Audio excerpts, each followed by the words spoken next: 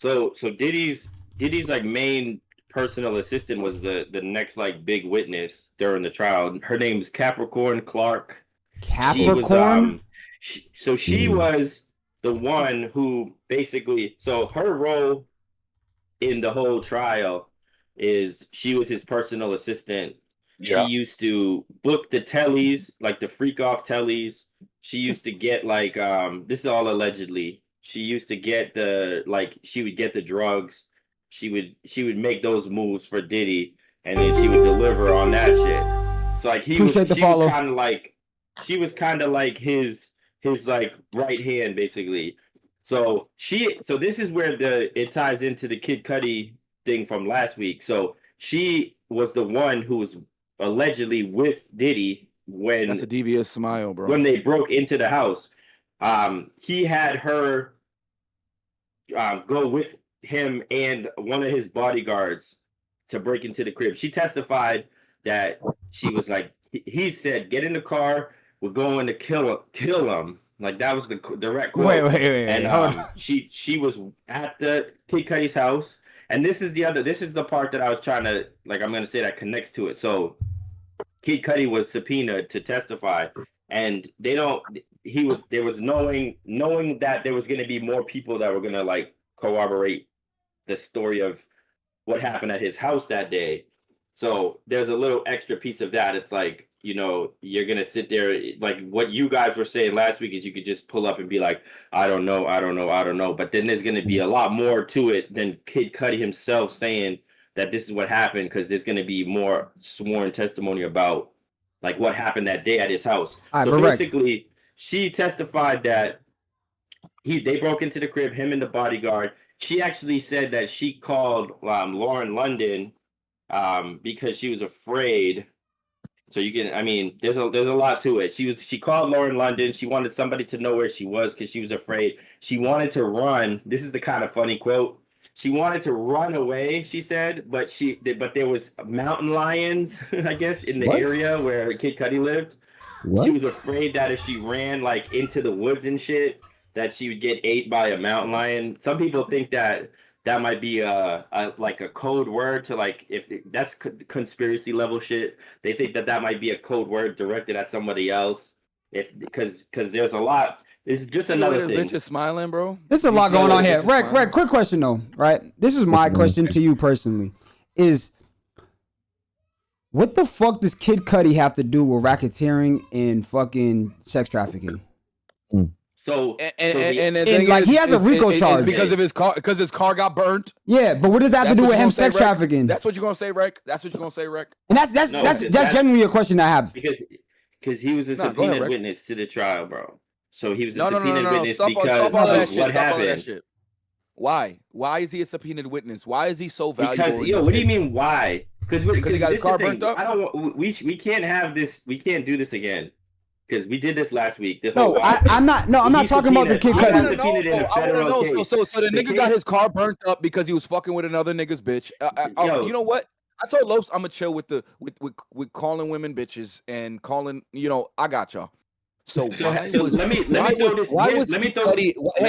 Kid Cudi involved in what is it? What is his position in this? Here's the thing that y'all haven't acknowledged, and I don't know if y'all even consider this, of when this happened. Like this happened 12 years ago, right? Yep. Kid Cudi never said a fucking thing about it. He never went to the police. He never did shit about it. He kept quiet the entire time until 12 years later, he's fucking like 40 years old, and a federal subpoena comes in, and they're like, you have to testify of your knowledge of the situation. Because there was knowledge, and other people were going to corroborate it. So it's like, you don't just go in there and be like, I don't know what you're talking about, when 10 other people are saying the same shit. Rick, he had court style. Fucking like Kid Cudi. Rick, he had court style pictures of all of it. So you telling me a nigga that took pictures the way he took pictures had no intention of telling nobody about this shit? Gee, the fact that you're sitting here thinking that I'm telling you right now, they had pictures. They have pictures. They have pictures of this shit. If you really didn't want to testify, you wouldn't give them pictures of this shit. You was like, I got y'all niggas. I got pictures. I got all the evidence. But I think we're going away from. We're going away from. But G, let's be real. You'd be in jail. But G, hold on. You'd be in jail. But G, forget it. Forget it. We're not going to stick on the Kid Cudi part, right? The question I just wanted to. Where the Kid Cudi pictures? It came from the investigation. Because they were doing. Where did they get the pictures? Where did they get the pictures? They were doing it. They was trying to make sure that it wasn't insurance fraud. So that's why they had the pictures. If you want to know in real time what happened, the rest of going forward with this, Kid Cudi had a call. Kid Cudi wanted to. He didn't go to the police. He went to Diddy when this shit happened, and they actually ended up meeting up. Kid Cudi threatened him on the phone. He said he was gonna beat his ass. He ended up running into Diddy later on. Diddy would have fucked him and up. Diddy apologized for everything. And Kid Cudi let it go. He let the shit go. So you tell me they hashed it out. He let him. So now we're getting back to the point that I'm talking about. He didn't go to the police. He chalked it. You guys are talking about the car. He chalked it. He bought a new car. He didn't get any bread from it. He's not getting any bread from it. Yes, but now how does that tie into the sex trafficking? He definitely got bread for it. Insurance-wise, here's the thing about this. Y'all why y'all acting like street dudes that are involved in shit aren't taking a stand too? This is a regular ass dude. A lot of niggas rat. This is a regular dude who got subpoenaed, and they said we know all about this because all these other people told us all about it. So we need to know what you know, and we obviously know that you know certain shit because it happened to you. So what do you know? And he said what he knew. He didn't want to do it. He even said afterwards that it was like the hardest fucking thing, and he's just glad that it's over with. He didn't want to do the shit. He obviously didn't because he didn't do it when it happened. He didn't involve any police or anything. But when you get subpoenaed and you're a regular dude, and they're like, we have another lady who's about to come on right after you, who was at your house that day that this shit happened, and she's gonna corroborate the entire story. So Rick, let's you don't know. Let's end the Kid Cudi situation, right? Let's move on. Yeah, move on. But Rick, I want you to tell the chat. I'm gonna tell the chat. First, before we move on, I want to tell the chat that Rick is a big Kid Cudi fan. He could name 30 songs without Google. So I like Kid Cudi. So Rick, now that you're moving on to the next witness, whatever. Can you tie how this all comes back? How does this?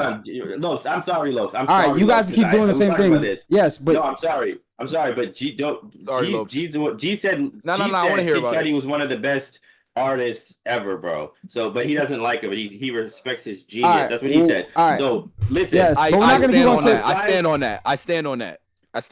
Let's get back to Capricorn Clark. Yes, thank you. This is the crazy thing that I picked up from it. And this can we read what is on a part of this first or no? We can't do that. Read what? This whole picture had like he had like a whole paragraph with this whole picture. What was that shit saying? Capricorn Clark, Diddy former's assistant, revealed during her testimony at Diddy's trial that on her first day working for Diddy, she was taken to Central Park after dark, where Diddy told her that since she had worked for Suge Knight, if anything happened, he might have to kill her. Also, Capricorn testified that she was forced to take a lie detector test after being accused of stealing jewelry under threat of being thrown into the East River. And detailed the fallout after Diddy found Cassie was seeing Kid Cudi, describing how she saw Diddy kicking Cassie repeatedly while Cassie was in a fetal position. We all saw that shit on we seen that video. Shit. Yeah, we all saw that. Yo, Rex, question. The rest. So what's up? What's the question? How does domestic violence play into the part of a RICO charge? That's the question I've been trying to ask. That's where I'm coming from too, bro. What up, Tino? All right. So this is what I wanted to. I know you guys have been asking that, so I did a little research just so everybody could know the situation. So, but let me.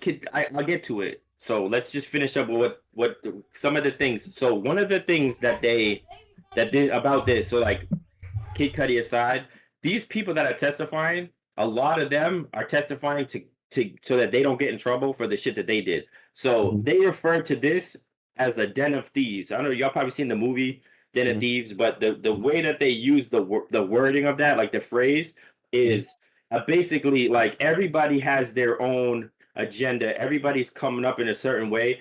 there's somebody like Capricorn Clark is at the bottom tier, but she's still coming up in certain ways. She's still benefiting from being a part of the organization of Diddy. So it's basically like the way that they look at it is like it's like a criminal enterprise, and like there's levels. Like there's the low level goons that do the dirty work. There's like the mid level people, like his security team, and then there's the people up top. So she was only making $55K a year, and her main job was to set up the tellies and buy the drugs. And this is like years ago. So the 55, that might be closer to like, it's still nothing crazy. That might be closer to like 100 75. now. Yeah. 75, 80. But that was she wasn't like, she's a low level employee in the shit.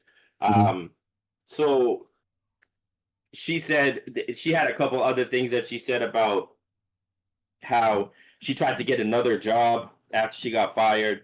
And Diddy and Andre Harrell, who was Andre Harrell was the founder of before Bad Boy, it was like Uptown. Andre Harrell was the founder of that.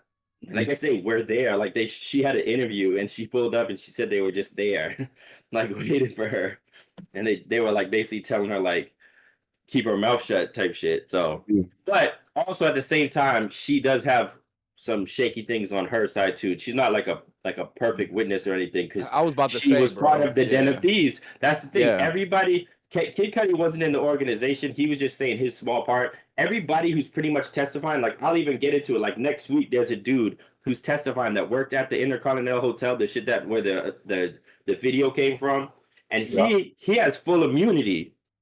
So you only get full immunity if you know that you did something. If you know some good shit, yeah, and you did something and you know some good shit. He had the evidence type shit. Like maybe like I think he's the guy. I think my prediction is that this guy is going to be part of the reason why that tape never came out, because that was one of the things that Diddy probably paid him off. So here's the thing. So here's how the domestic violence ties in to the RICO, because if you beating up a shorty, that's a domestic violence charge. If you beat up a shorty on camera and then you get the people to get rid of the tape. Yeah, you're conspiring to conceal the evidence. Yeah. What up? So basically, so racketeering, you got to get two charges to stick in order to hit the racketeering. So basically, the whole reason why all this is considered part of the RICO and why it was all important is that he has 2 charges of sex trafficking by force. He has 2 charges of transportation to engage in prostitution, and he has 1 count of racketeering. Those are his 5 official charges. They need to get two to stick. And basically, there's like one Diddy party, essentially, like where not like the Diddy party where LeBron's at, or like where the all white where the celebrities are at, like the closed doors parties.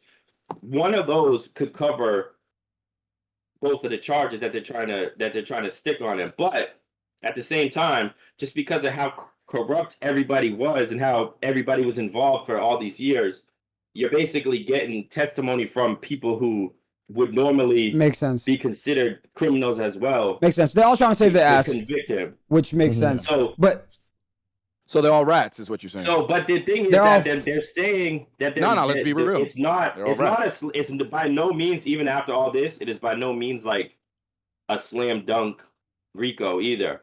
Hell no! There's lots of people that think that they're just gonna they haven't done enough yet. There's obviously more people to come, but there's experts that say that they don't think that behave. I think the quote was, "Bad and illegal activity doesn't mean that it's racketeering." They have to prove that it was like being charged, like an organized crime. Being charged. Let me just go ahead. No, I was gonna just say, like, being one person charged with a RICO is crazy. Yeah, that's we were talking about that. We were talking about that. But the thing is, what he's saying though is like everyone that's part of the RICO is testifying, my nigga. Yeah, but they never got arrested though. But they never got arrested. That's the part. They were never charged.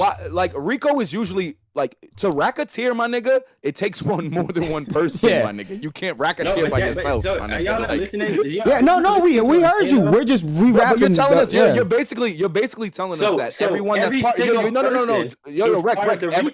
No, they weren't charged though, Rec. They weren't charged. That's what I'm trying to say. Because they're giving him up. That's why they're not charged. But there's a difference. But there's a difference though. Yo, here's my thing. So they're giving everyone immunity, my nigga. No, but Rec. So my thing is racketeering. There's usually multiple people involved. These multiple people involved are now given immunity just so we can get. Everybody's not getting immunity. It's just that not everybody else is going to be. Be headline news. But hear me out, Rec. So I could hop on the stand and be like, yo, I was there. I seen it all. I helped him do it. But guess what? He's the fucking monster. And let's get him. So his security. That's not racketeering, my nigga. Security guards are going to get bagged too. No, but what I'm saying is, Rec, most like usually what would happen is like everyone goes down and then niggas start snitching. But these niggas are snitching without even going down. That's the crazy part. Off subpoenas, nigga. Nah, but subpoena was thing. But they haven't.